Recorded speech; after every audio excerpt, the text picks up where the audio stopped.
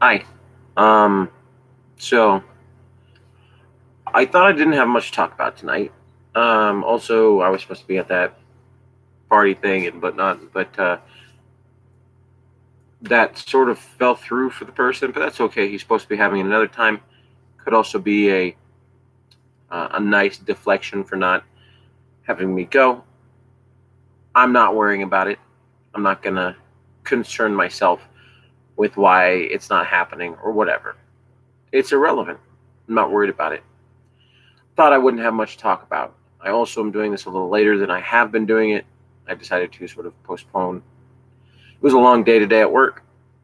They had me do a more physically demanding job today. A little more tired today.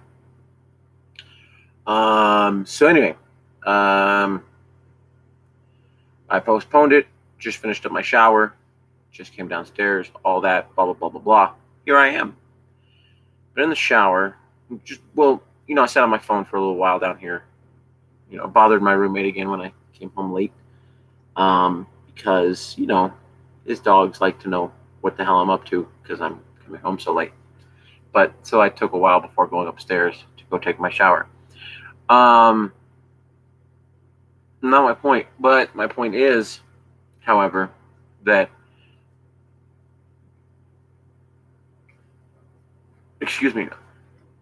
if I had done one of these journals today and had gone to a party, it might have been about the party, but I didn't think it was going to happen. But also, since the party didn't happen, I knew about that happening about an hour and a half before work ended. I knew the party wasn't happening, so not worried about it. I will say that, so I didn't think I would have anything to talk about, yada, yada, yada. Long way around. I know, I do that a lot. But I was watching videos on my phone, sort of procrastinating getting towards the shower because it was a long day. I was sore, and standing in the shower didn't sound like a fun thing to do. I was sweaty and filthy and should have gone to the shower, right? I should have done that. I needed to do it. I was sore enough that I was contemplating not taking a shower, which would have been gross. I would have considered washing my bedding the next day and would have showered the next day, regardless of whether I showered tonight or not. If I didn't shower, I should say not whether, regardless. Because, I was dirty and sweaty and it was gross. But anyway, so I sat here and I was watching on my phone, and I was watching this thing about, it wasn't so much the video content, is it what the video was about, but so much something that the people in the video said. It was an animated video about a story about these two transgendered women who were talking about that they were both veterans, and that they had sort of met in the VA, right? That they had become very close friends, almost like sisters, and that they had transitioned much later in life, in their mid to late 50s. And that when they did this, that their children disowned them. And something they said sort of sparked something with me. It really resonated, which is something I've said to my friends, is that love is not unconditional. There's no such thing as unconditional love. Sometimes the conditions are just super easy and simple. Like, you keep your friendships because you like the time you spend with your friends. You enjoy the people your friends are. Sometimes, the condition is that you were born to this family, so that's why you love your parents. There's always a condition, but sometimes the condition is so mundane or so simple or so pure or so beautiful that it's essentially unconditional. But they said basically that, since their children disown them, that it's, obviously there's no such thing as unconditional love, because you'd think that your children that you've raised for, that they've known you for 50 some odd years, because they transitioned in their mid to late 50s, they would love you for who you are, even if, maybe they didn't know everything about you. And this one of them talked about how their son called them a freak because of this.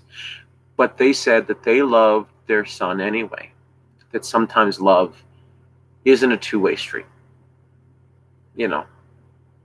And they seemed more pained by that statement, but not broken down and not destroyed. And so I felt really connected to that statement that woman had made, like, absolutely. Sometimes love isn't a two-way street.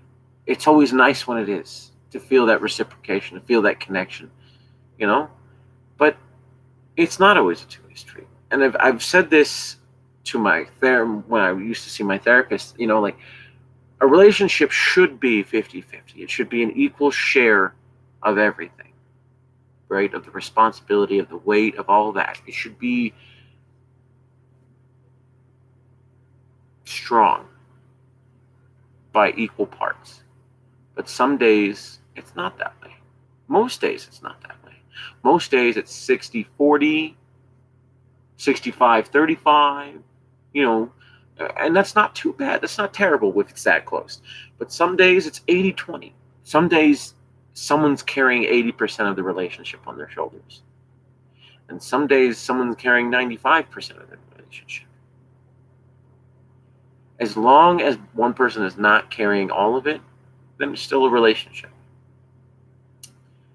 But at the same time, love can be like that. You don't need reciprocation to love somebody. And I'm going back to the whole thing about my revelation about me still being able and allowed to love my wife. You're goddamn right I am. Because that's important to me.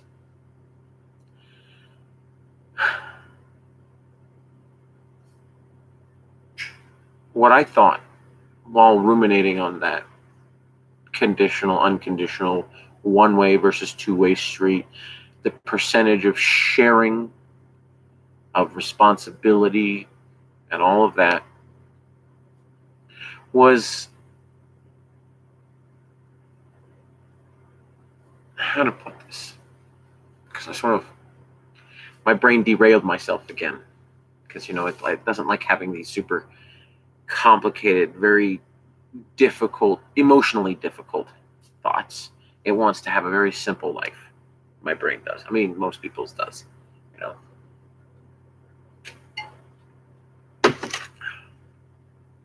But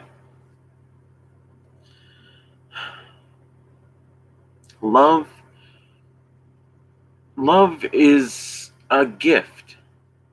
And it's a gift you don't just give somebody else. It's not just something that you go, I love you, and you, or I love you, so I do this thing for you. It's nice to be loved. It's wonderful to be loved. And that's why it's a gift. But at the same time, think about the people that you love. Go ahead. I want you to picture the person who has the most substantial emotional bearing in your life right now. I want you to do that. For me, it's my daughter. All right? Now, I want you to think about how strongly you feel about that person. All right? Now, feel that. Feel that warmth inside of you. Now, for me, there's a lot of mixed emotions. I get a little sad, but at the same time, I'm filled with emotions. I'm filled to the brim with everything it is to be a person. I'm complete. I'm full. Who I am. And I get that same sensation when I think about my wife. It's a different kind of love, sure. But it still fills me. It's not just a gift, and maybe that's a little selfish, but that's not just a gift you give somebody. loving them and expressing that love and compassion and thoughtfulness, that is a nicety to someone. That's a kindness, and it's beautiful and genuine, and it's wonderful. But honestly, to love somebody truly, deeply, wholly, that's something great you can do for yourself. I mean, think about it. When I know you guys didn't get to see that moment. You guys, there's nobody I'm really talking to, but like, again, like I said, it's nice to be able to feel like I'm talking to somebody. But that moment, that did I realize that I can still love my wife. I don't have to move on if I don't want to, if I'm not ready. I don't have to. I can move on if I want to and still love my wife. I can be in pain and still love my wife. That moment where I could decide to be genuinely myself, that I was feeling so terrible, so awful, so crushed. But letting that love, the love I feel for my wife, fill me. And it's not a selfish love. It's not like a egotistical love, because I mean, she doesn't want me. She doesn't. But letting that fill me up, that feels so good. That feels so great. That makes me feel, oh, so good. And maybe that's why when I leave, when I drop my daughter back off at my wife's, or when I see my wife for the last time and I drive away and I leave both my wife and my daughter, my brother, my sister-in-law, like I've talked about before, maybe that's why it's so crushing, is because I get to not just hold that love in my heart, but I get to hold it in my mind and in my reality, because those people that I love so much, they're right there in front of me, bolstering that love I have for them inside, you know?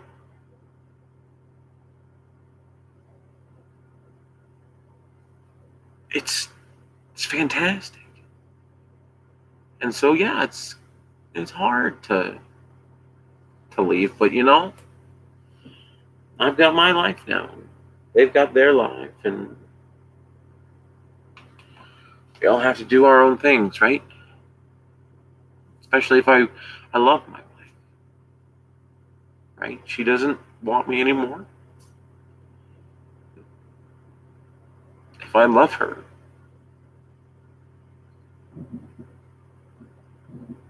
if I truly love her, love is selfless. Love is about the other person. And I've always known that, but I didn't understand it.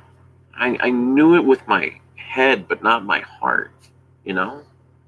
Like, I always tried doing things. I always tried fixing things. I always tried worrying about what she needed. But it was always sort of in the context of us, or how it hurt or felt with us, with me, how it meant our future, you know? I mean, that's not wrong. It's not wrong of me to be concerned with those things. It's important to have those things in mind. But at the same time,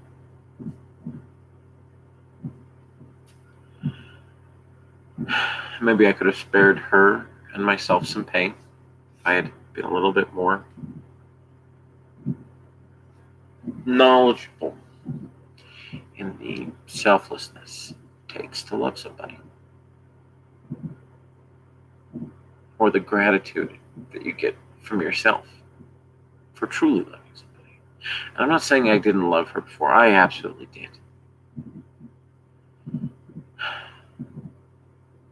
I just that thing about fear, pain. You're so desperate to avoid pain. You're so desperate to try and get yourself out of pain that you're doing what you think will work. And I don't feel I did anything really, really wrong. I did do things wrong. I'm not going to say I didn't do things wrong. What I meant is that I don't think I betrayed who I am as a person. I think I came up short. I think I let myself down. I think that here's the bar and here's where I got to, you know? I don't think, like, here's the path I wanted to go. I don't think I veered off this way. I think I kind of went, like this. And I tried to stay on the path of who I am and who I wanted to be.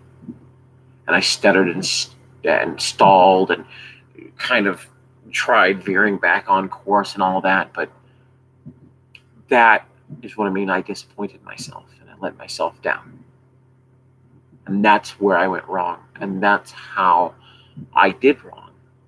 But I don't think I truly betrayed who I am.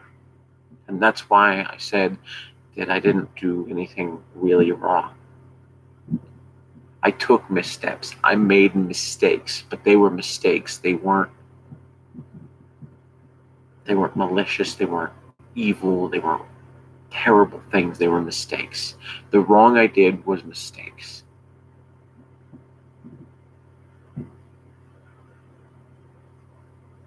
If you want to look back at my whole marriage to my wife, of course there are things that I did wrong. But I did a whole lot more right than I did wrong. But I own that. I own the times I said terrible, awful, mean things to my wife. But you know what?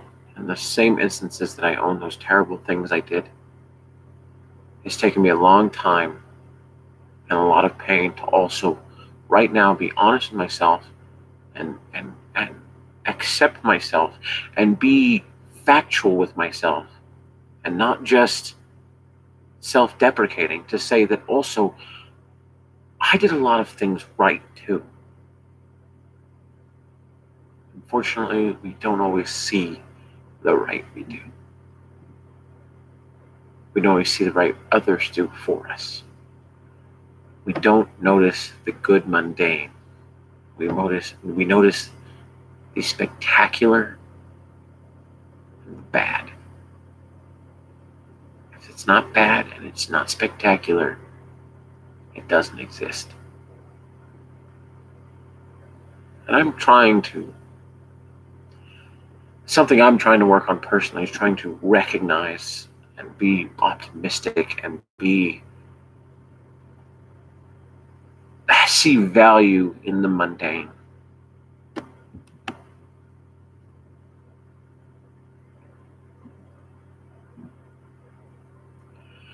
I was talking to one of my coworkers that I was doing that very physical activity with, because only a few people do that very physical part.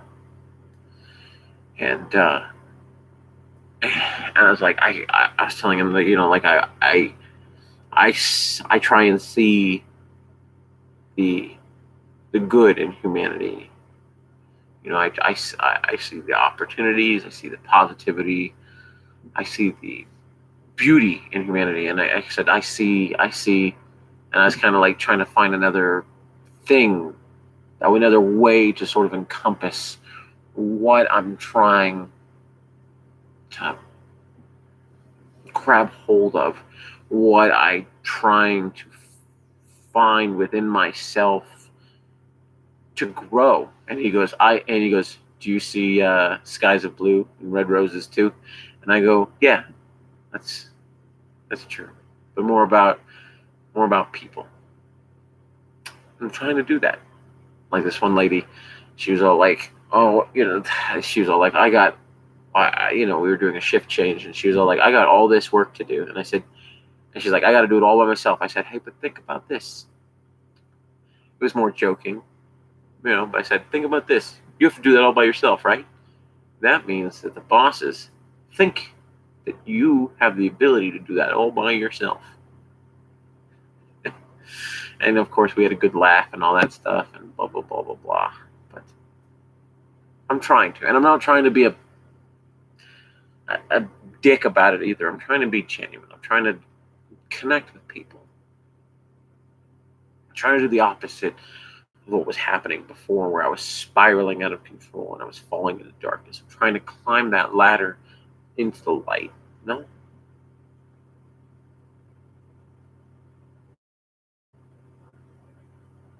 Just this world is a tough place. It is. Let's not sugarcoat it. Let's not lie to each other. It's a tough place. Life is hard. Life sucks. It really does. I mean, come on. I know there's people in a lot worse situations than I'm in, and I know what I'm in sucks. And I know there's other people who are going through what I'm going through, and I know there's other people who are going through similar things.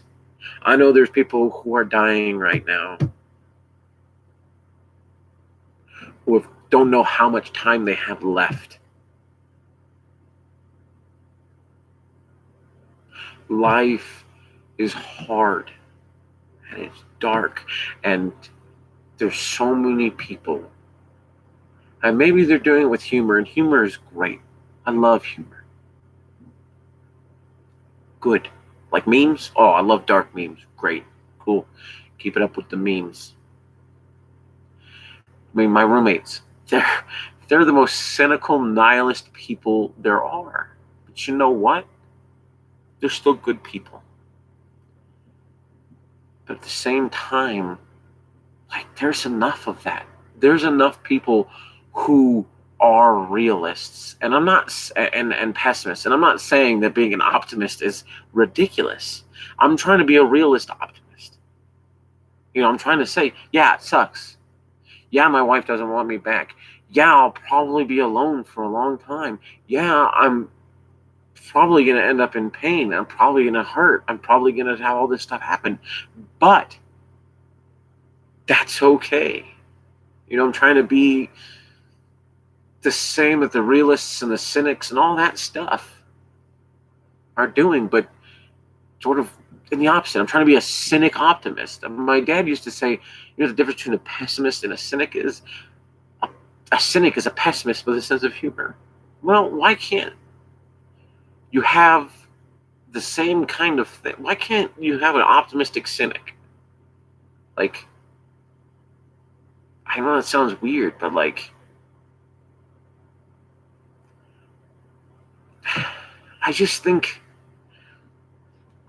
I love the idea of Taoism, right? And I was talking about Avatar that one time and everything, but like, I'm not a huge religious person. I don't subscribe to anything really, but I mean, look at like thermodynamics, right? I mean, let's not get too macro though, because we started talking about like matter and antimatter. Why is there so much matter and so very little antimatter? Well, I can't really explain that one unless we start going into the fourth spatial dimension. But anyway, that's not my point.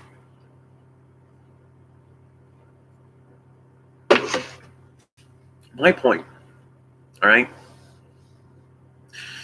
is that things really do have a harmony to them, and not like people think of harmony as in like this peaceful sort of romantic way, but like acid and alkaline, like a base, a neutrality, a balance, like a flatness to them, for every crest a trough,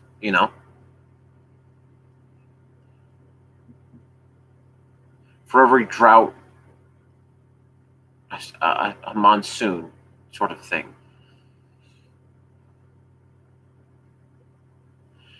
I fundamentally subscribe to that. I mean, it's for every high pressure zone, you have a low pressure zone. in which are trying to equalize each other. I used to say to people that everything fundamentally can be explained by energy trying to equalize from one high area to another area, low area. I mean, look at like chemical, like bleach, things like that. Like that's stripping, like it's chemically stripping like electrons and stuff like that. Like I don't remember exactly, but that's what you're doing. You're removing the components because you have a imbalance and you're balancing them out. And it just happens to be that balance appears to be you subtracting from this, which you are. You're just subtracting from this thing so much so that the mixture of this new substance is equal between the two of them. And then you're just removing that. If you had them both sitting together, they would be the equal parts of those substances mixed together, And I mean, hell, that's like constant, You get cold. Why do you get cold? Because the air is cold and your body's warm. That's why you get cold. Because the heat from your body, the higher energy versus the cold air, the heat is moving into the cold air and you get cold. It's equalizing the temperature between your body and the air. I don't know. That's a very complicated way of saying it. I mean, one of my favorite books, The Wheel of Time, which my dad got me into. I mean, it took him forever to get me into it, but once he did, I loved it. I love The Wheel of Time. Also, Daniel Green, Nameless.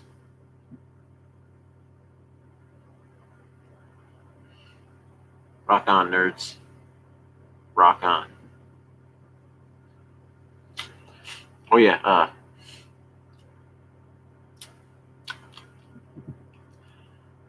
You know how you sometimes are sitting there watching Jeopardy at home, and you're like, oh, it's this answer, and all three contestants get it wrong, and you're like, how could you get it wrong? Yeah, I know they'll never see that.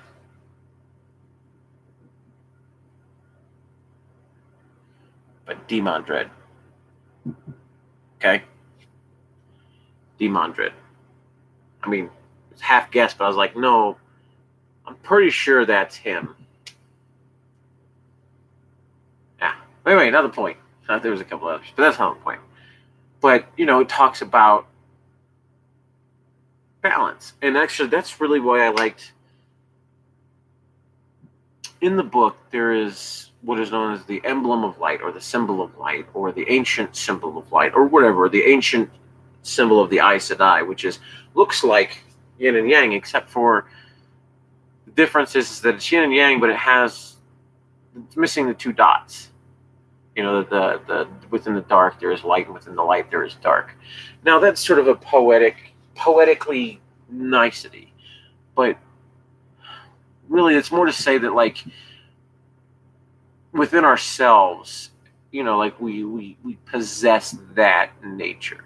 Of course, like if we're calm and collected, of course we have the potential to have rage, but or that for every person who's level-headed, there is a person who is rash. For every person that is kind, there's a person who is cruel. But within every cruel person, there is kindness, and with every kind person, there is the potential that person is ruthless. Like it's just to say that we're not all one thing or another. But I like to think of everything as fractals of that, of the how does Robert Jordan describe it, of the disc of black and white separated by a sinuous line, I think is how he most frequently described it. That the universe in its totality is a balance between the more darker substances, poetically speaking, and physically speaking, scientifically speaking, and the more positive or lighter subjects, right? And then as you sink into that further, into their broken up subjects, those subjects have those, and then further down and further down. And so when we get to us as people, right? I might be trying to be a white side of that sinuous line, right? Which means that there's somebody else who's going to be that cynic, that pessimist, that person, right? But at the same time, that's the macro, and then we break it down and you go to just me. Of course, I have my positive side, but I have my darker side. I've tried to kill myself. I tried to abandon my family several times. Not because I really truly wanted to, but I still did that. I have been a cruel person. I have been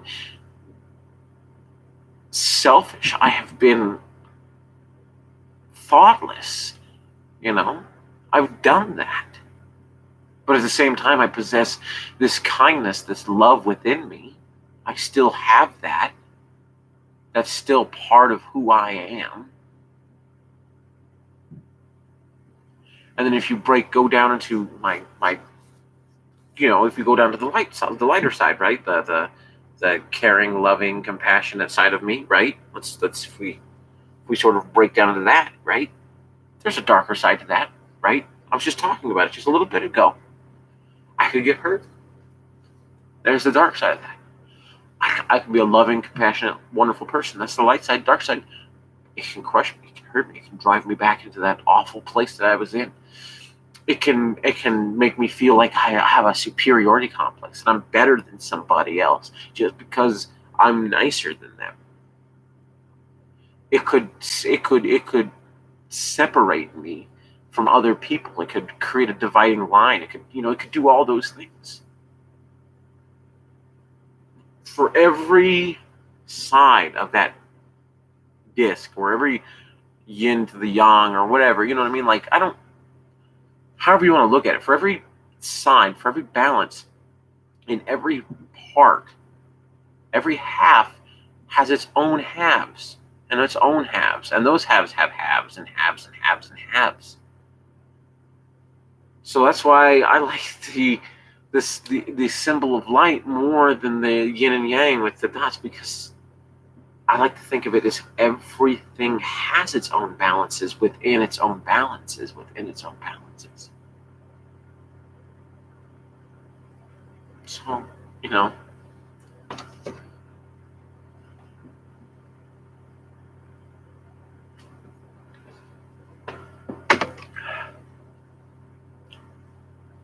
that's what it is.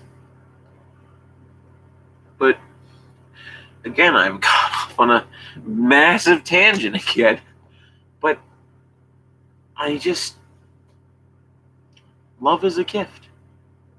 And I want to, it's a gift you can give yourself.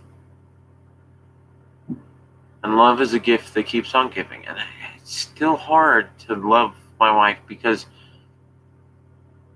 the thing I was talking about yesterday about wanting to do something for her. And she texted me earlier today saying, oh yeah, I'm going to be busy this weekend. Remember what I said yesterday? About her plans that she usually has on weekends, or at least that I assume she has on weekends. Right? That makes me feel awful, but at the same time, I know that's the case.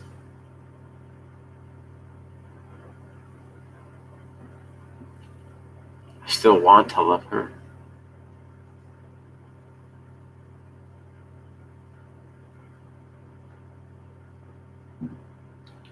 Anyway, I think that's about all I have today.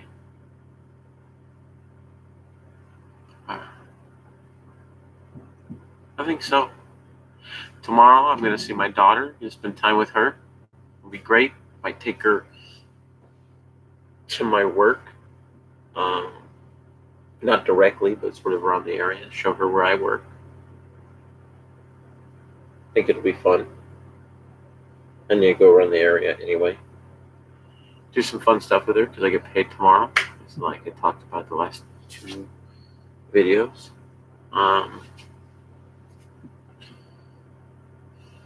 Hope tomorrow goes well. I hope it's a nice, easy, relaxing day. I want to find a stride. I want to just sort of,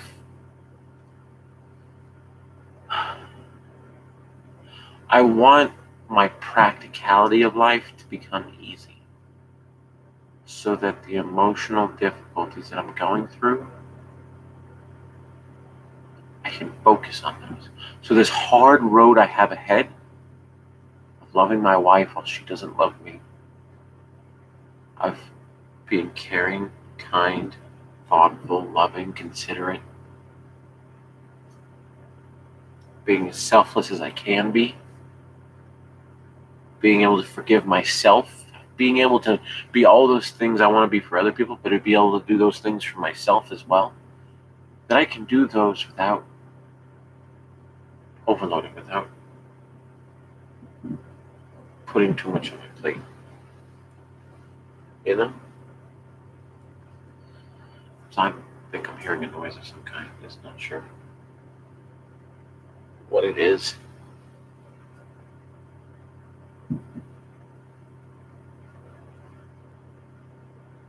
But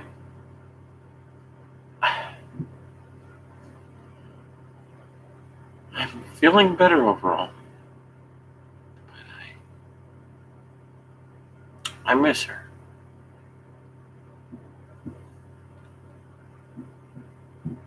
I wish we could be together. I understand that we can't. I wish someday, not too far from now, that things are well between us, well enough that I could show her these videos. I guess it's a hope.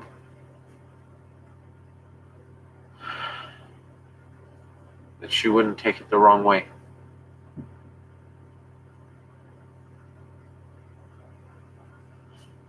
I almost wrote her basically this video. Not this video, but talking about love being selfless and stuff. But it's not time to let her know that that I still love her. She'll take it as me trying to win her back. She'll take me showing any of these videos to her as me trying to win her back. And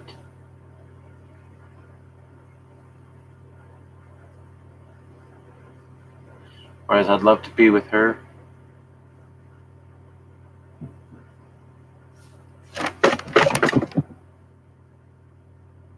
can't really be together. Not right now. And not anytime soon. And, well, not easily. So, alright. See you later.